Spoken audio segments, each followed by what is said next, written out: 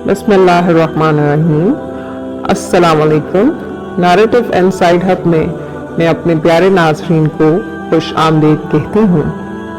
बिस्मिल्लाह की बरकत का वाक़या।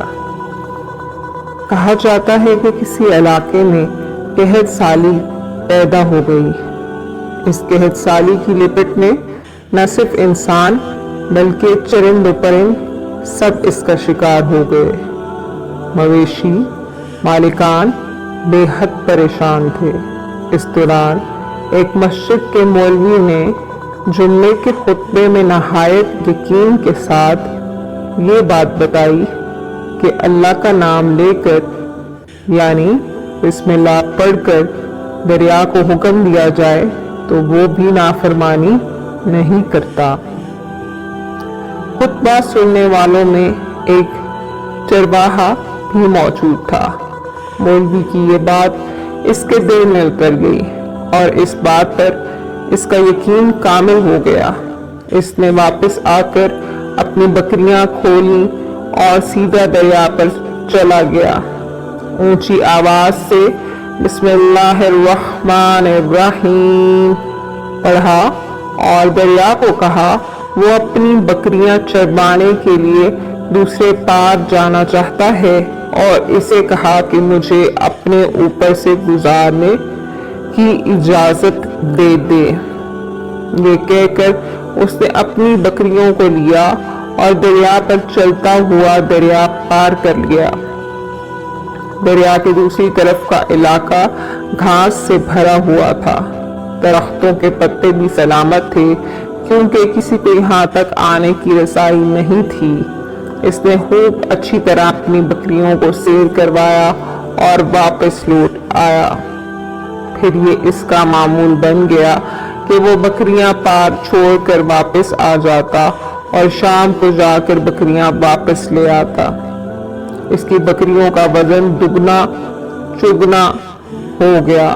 लोग छूट गए और इससे पूछा कि वो अपनी बकरियों को क्या खिलाता है। वो सीधा सादा और साफ दिल नौजवान था। इसने साफ साफ बात बता दी कि जनाब मैं तो बिस्मिल्लाहिर्रहमानिर्रहीम पढ़कर दरिया पर चलकर अपनी बकरियां दूसरी तरफ चरवाने ले जाता हूँ।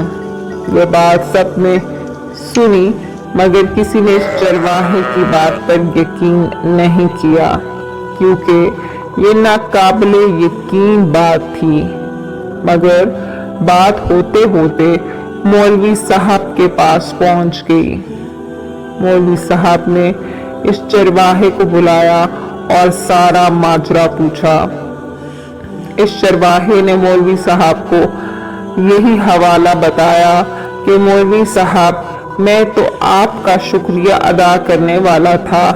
आपने जुम्मे के खुतबे में जो नुस्खा बताया कि बिस्मिल्लाह कहकर दरिया को भी हुक्म दो तो वो भी इनकार नहीं करता, तो मैं तो बस आपके नुस्खे पर ही अमल कर रहा हूँ।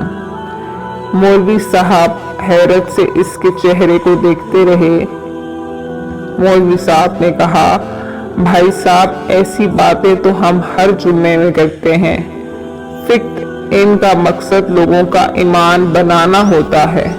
मगर बकरियों वाला डटा रहा कि मैं तो बस बिस्मिल्लाह कहकर पानी पर चलता हूँ और बकरियों समेत पानी पार कर लेता हूँ। आखिरकार मौलवी साहब ने सुबह खुद ये तजर्बा करने की ठानी, जिसे देखने चरवाहे समेत पूरा इलाका भी आ गया। मजमा ज़्यादा था।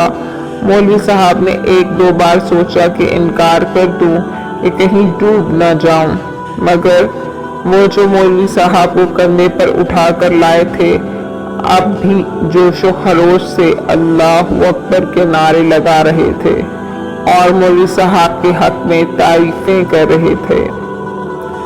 आखिरकार मौलवी साहब ने अपने डर को दूर करने के लिए एक रस्सा मंगवाया।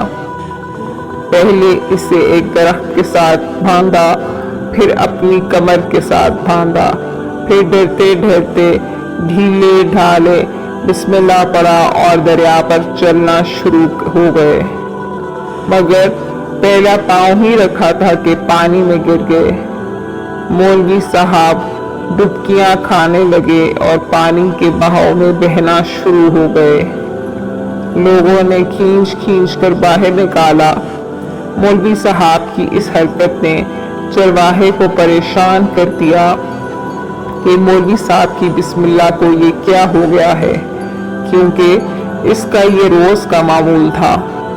اس کے اپنے یقین میں کوئی فرق نہ آیا۔ اس نے بسم اللہ کہہ کر بکریوں کو پانی کی طرف اشارہ کیا اور خود ان کے پیچھے چلتا ہوا پار چھوڑ کر واپس بھی آ گیا۔ لوگ اسے ولی اللہ سمجھ رہے تھے اور اس کے حق میں نعرے لگا رہے تھے، مگر وہ سب سے بے نیاز سیدھا سادہ انسان تھا۔ وہ مولوی صاحب کے پاس پہنچا اور کہا، مولوی صاحب، میں آپ کی بسم اللہ کی تعریف سے کافی پریشان تھا، مگر پانی پر چلتے ہوئے مجھے آپ کی بسم اللہ کی بیماری کا پتہ چل گیا۔ اس چرواہے نے درخت سے بندھی رسی کی طرف اشارہ کیا اور کہا، مولوی صاحب، یہ ہے آپ کی بسم اللہ کی بیماری۔ آپ کی بسم اللہ کی برکت کو یہ رسی کھا گئی ہے۔ آپ کو اللہ اور بسم اللہ سے زیادہ اس رسی پر بھروسہ تھا، لہٰذا اللہ نے بھی آپ کو رسی کے حوالے کر دیا۔ پھر کہنے لگا، مولوی صاحب، آپ بھی کمال کرتے ہو۔ میں نے آپ کے منہ سے سنا اور یقین کر لیا، اور میرے اللہ نے میرے یقین کی لاج رکھ لی، مگر آپ نے اللہ کا کلام سنا، یقین نہیں کیا، لہٰذا آپ کو اللہ نے رسوا کر دیا۔ محترم عزیز دوستو، یہی کچھ ہمارا حال ہے۔ ہماری نمازوں اور دعاؤں کا حال بھی یقین سے خالی ہے۔